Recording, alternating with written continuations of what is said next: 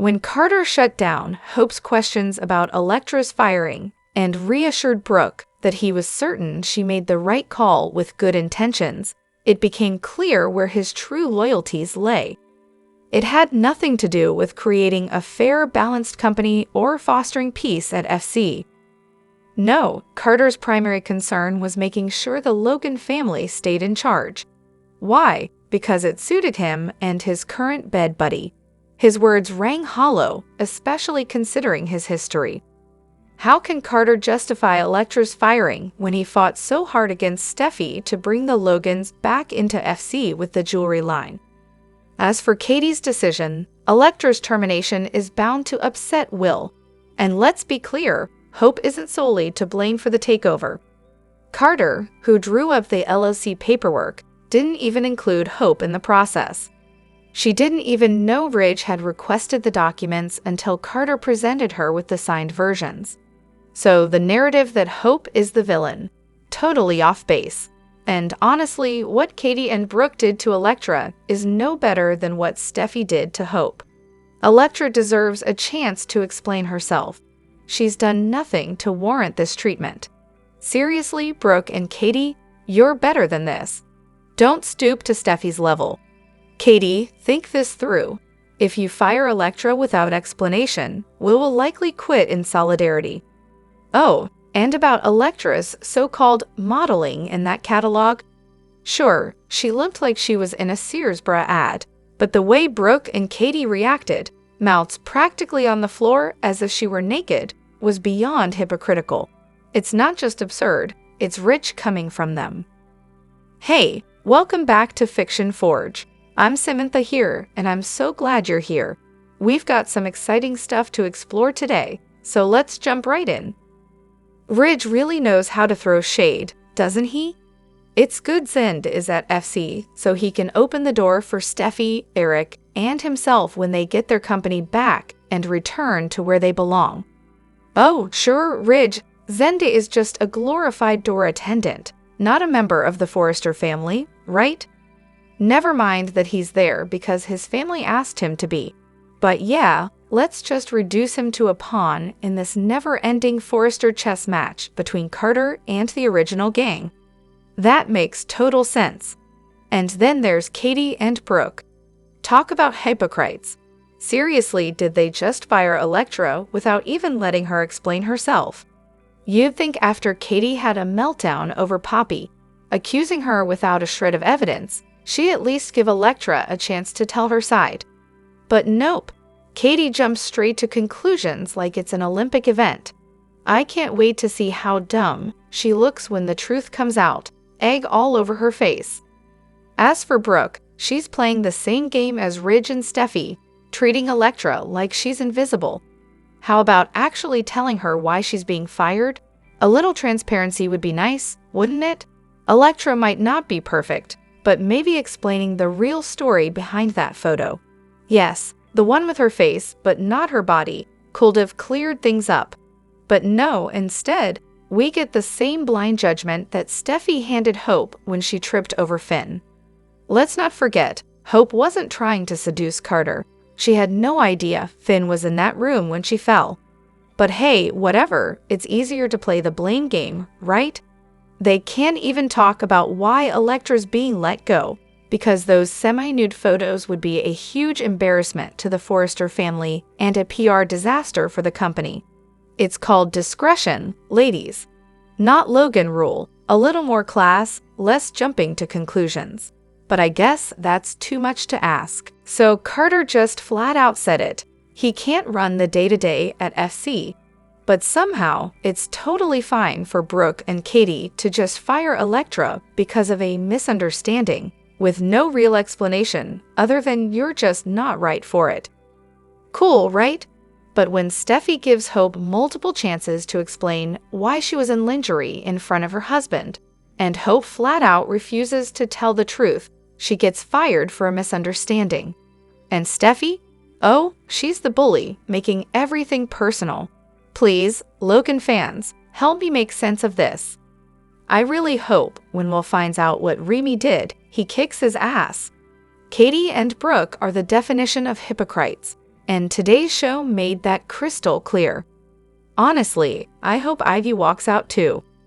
Finn really needs to step up and say something to Steffi about all these people moving into their house. It's getting ridiculous.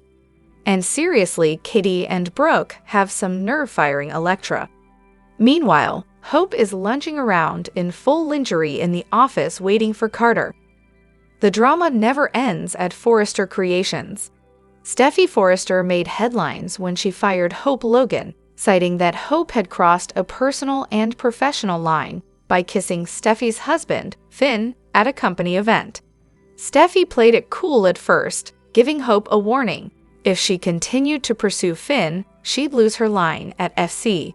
So fair, right? Fast forward a few weeks, and Steffi walks into the design office to find Hope, wait for it, wearing lingerie and sitting on Finn. When Steffi confronted her, Hope claimed the lingerie wasn't for Finn, but conveniently refused to say who it was for. Of course, after Steffi fired her, Hope finally admitted it was meant for Carter. Yeah, no big deal. Now, enter the latest twist. On yesterday's episode, Katie Logan receives anonymous photos of Electra Forrester, you guessed it, scantily clad.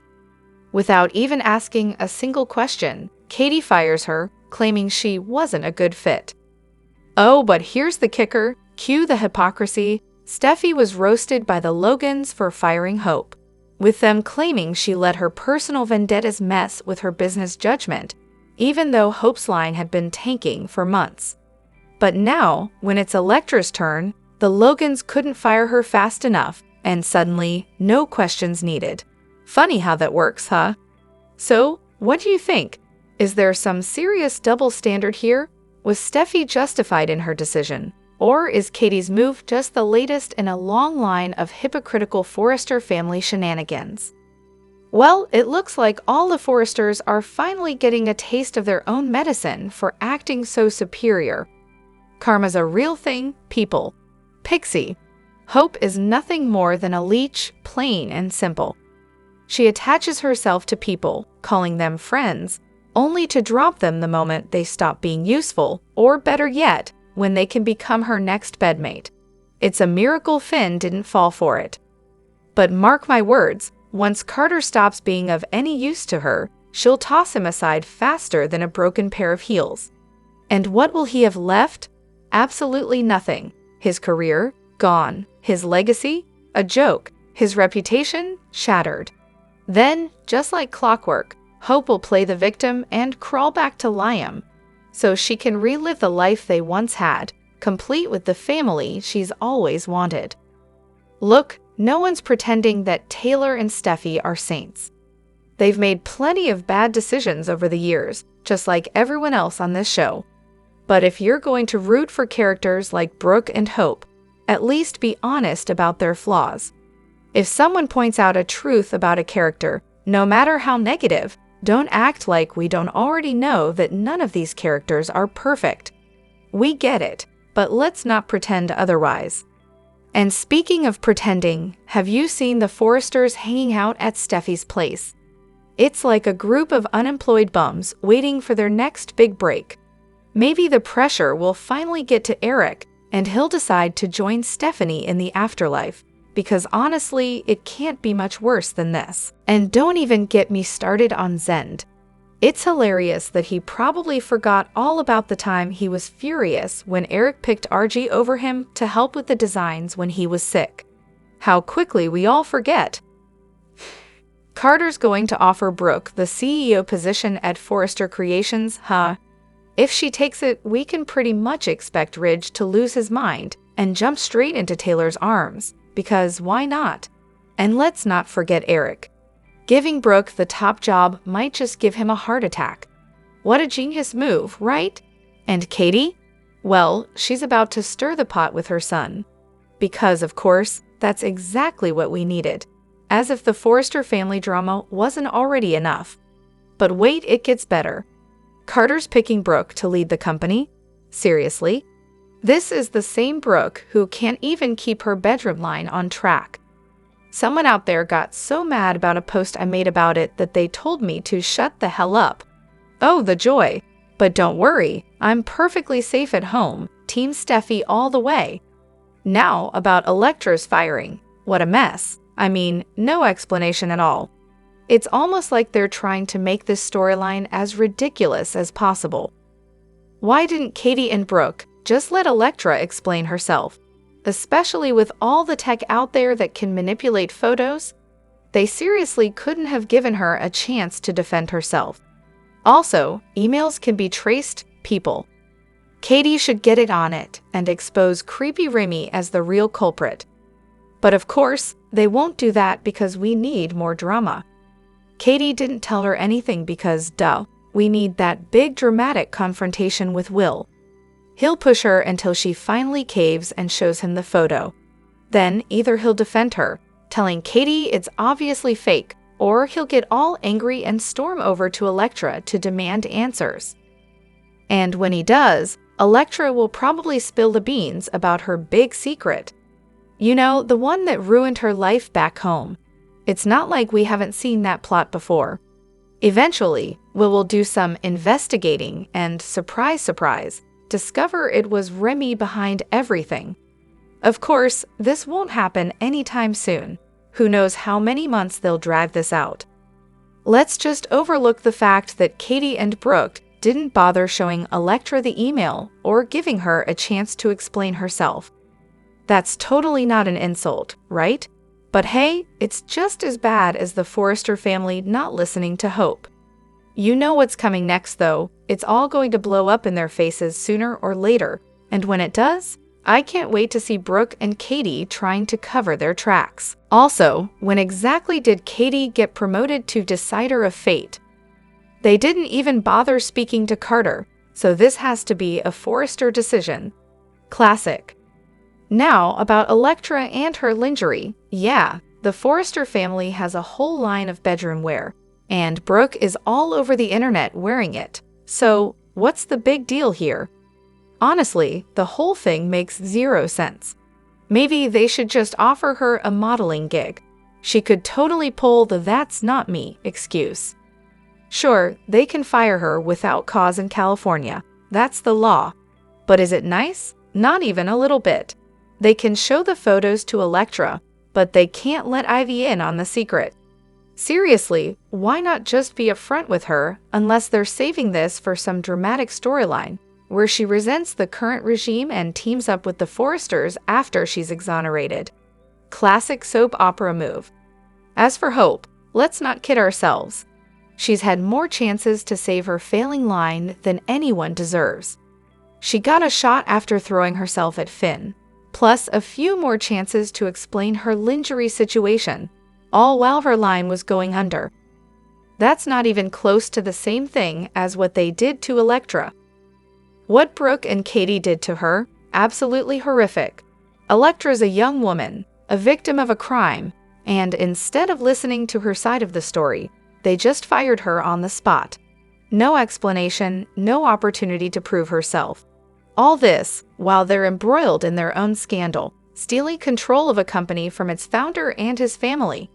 But sure, let's prioritize the big scandal, right? Elektra, our brand new Luna, truly the bestest employee to ever grace the halls. But let me ask you this, have you ever been fired from a job, and they didn't even bother to tell you why? Now that's a level of professionalism we should all aspire to. Here's how it went down. We're firing you because of racy photos. Really? Because, of course, no Forrester model has ever posed nude, or, heaven forbid, almost nude. And don't even get me started on our non-existent lingerie line, where a model lounges on a used brass bed. Total shocker, right? So instead of any kind of explanation, they just let you go. Classy move. But hey, it's fashion. People get fired, people get hired. That's the way the world turns. And let's be honest, Elektra was an assistant. Pretty, sure, but still an assistant. Not exactly a position that screams we can't live without her at Forrester. As for the fallout with Will and Katie, that's bound to be a delightful mess. And then there's Remy, the creep who might just be a long-lost relative of Sheila. You know, the same Sheila who's, shall we say, a little unhinged. Yep, that's the one. Fun times ahead. Drop your thoughts in the comment section below. Do you agree or disagree? Don't forget to like, subscribe, and hit the notification bell for more updates. Your opinions matter, and I will see you in the next video. Thank you.